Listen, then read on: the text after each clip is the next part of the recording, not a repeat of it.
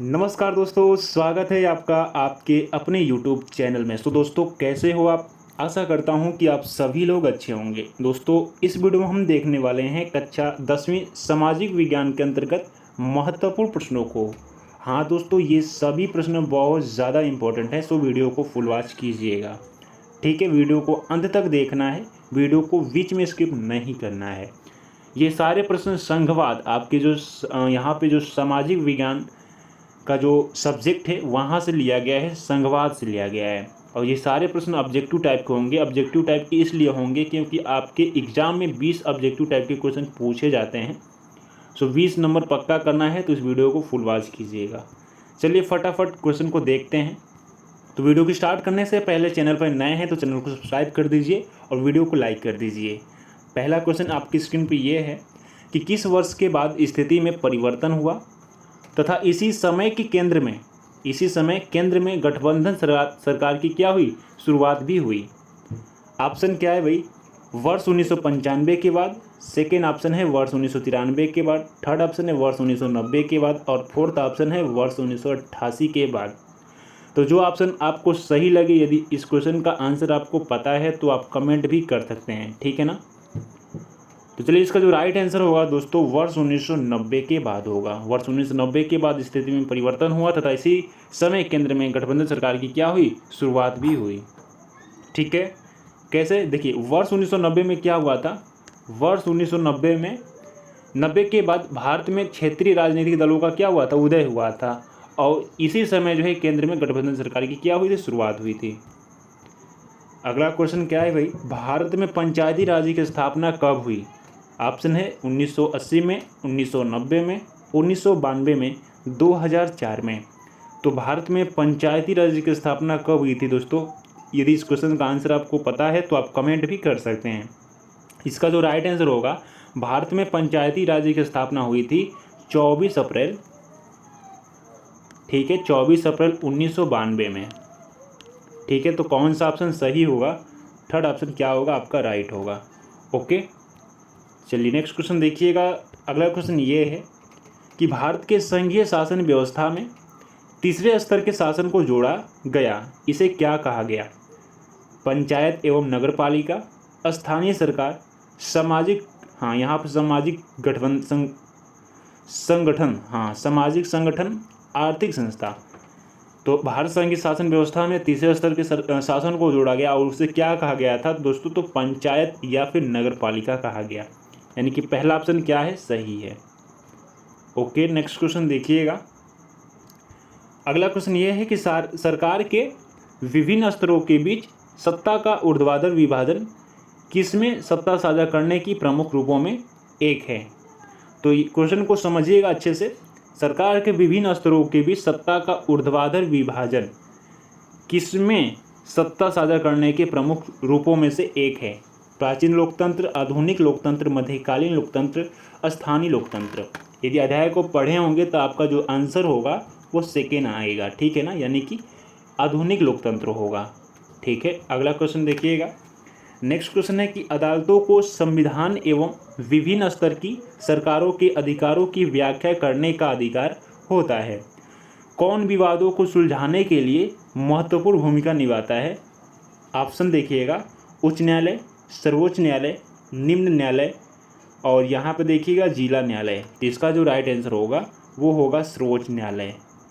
Okay दोस्तों, तो अगला प्रश्न देखिएगा। संघवाद शासन प्रणाली में, संघात्मक शासन प्रणाली में अधिकारों का विभाजन होता है केंद्र एवं राज्य सरकारों के मध्य, एक राज्य एवं अन्य राज्यों के मध्य, व्यवस्थापिका एवं कार्यपालिका के मध्य और फोर्थ ऑप्शन है स्थापिका एवं न्यायपालिका के मध्य।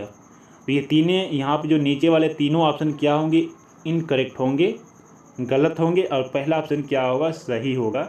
मतलब केंद्र एवं राज्यों के मध्य क्या होता है, संघात्मक शासन प्रणाली में अधिकारों का क्या होता है, विभाजन होता है।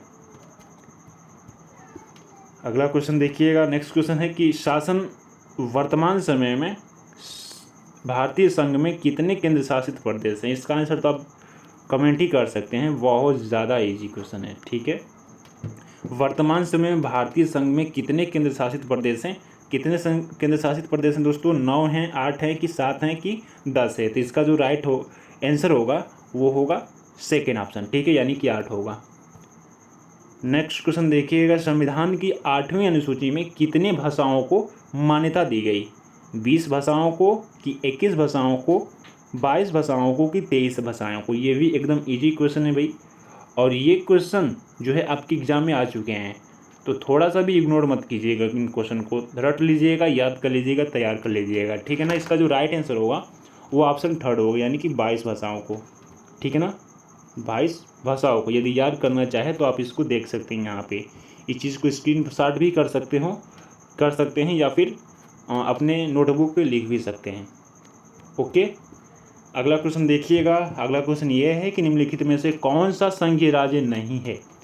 इसमें से कौन है जो संघीय राज्य नहीं है? कौन सा ऑप्शन मतलब संघीय राज्य नहीं है? मणिपुर, हिमाचल प्रदेश, अरुणाचल प्रदेश, दिल्ली। तो आपका जो आंसर होगा वो होगा दिल्ली। हाँ दोस्तों, जो दिल्ली है वो संघीय राज्य नहीं है, ठीक है। अगला क्वेश्चन देखिएगा, भारत में कुल कितने संघीय राज्य हैं? भारत में कुल कितने संघीय राज्य हैं? 27 हैं, 28 हैं, 29 है कि 30 है? तो इसका जो राइट आंसर होगा वो होगा 28, यानी कि भारत में संघीय राज्य हैं 28। कितने हैं भाई? 28 हैं। ओके, यदि आपका आंसर 28 है तो आप कमेंट कर सकते हैं।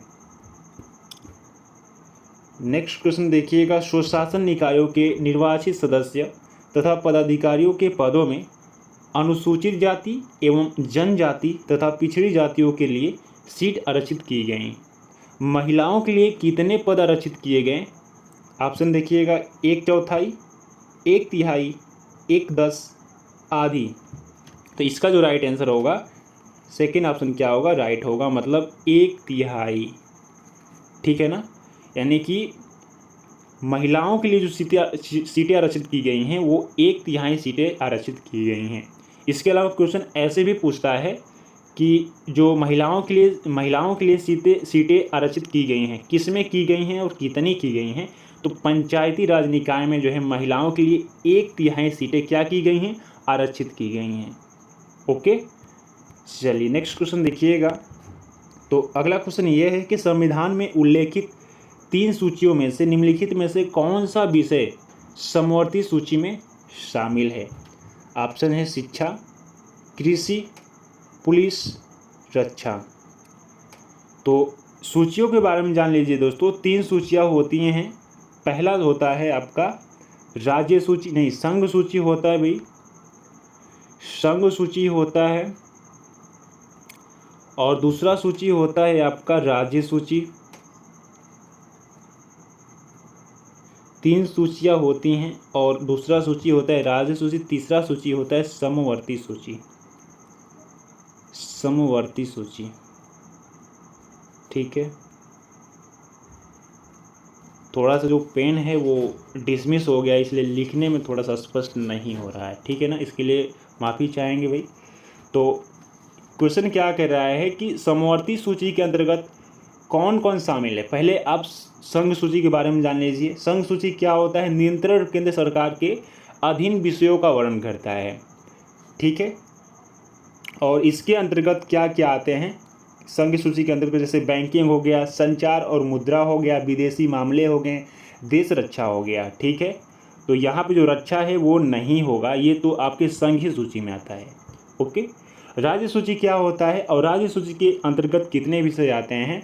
तो राज्यों के अधीन या फिर राज्यों के अधिकार क्षेत्र के तहत विषयों का वर्णन, यानी कि राज्यों के अधिकार क्षेत्र के तहत जितने भी विषय का वर्णन किया जाता है वो राज्य सूची के अंतर्गत आते हैं। जैसे आपका हो गया आपका राज्य पुलिस हो गया, ठीक है। राज्य पुलिस, यहाँ पे जो पुलिस है वो राज्य सूची के अंतर्गत आएगा, ठीक है। मतलब ये भी ऑप्शन गलत होगा, जो पुलिस है वो राज्य सूची के अंतर्गत आता है। इसके अलावा जिला अस्पताल हो गया, कृषि हो गया, सड़क हो गया, वन हो गया, पुस्तकालय, ये सारे किसके अंतर्गत आते हैं? राज्य सूची के अंतर्गत आते हैं। यानी कि जो कृषि है वो भी राज्य सूची के अंतर्गत आ जाएगा, यानी कि ये भी ऑप्शन गलत है।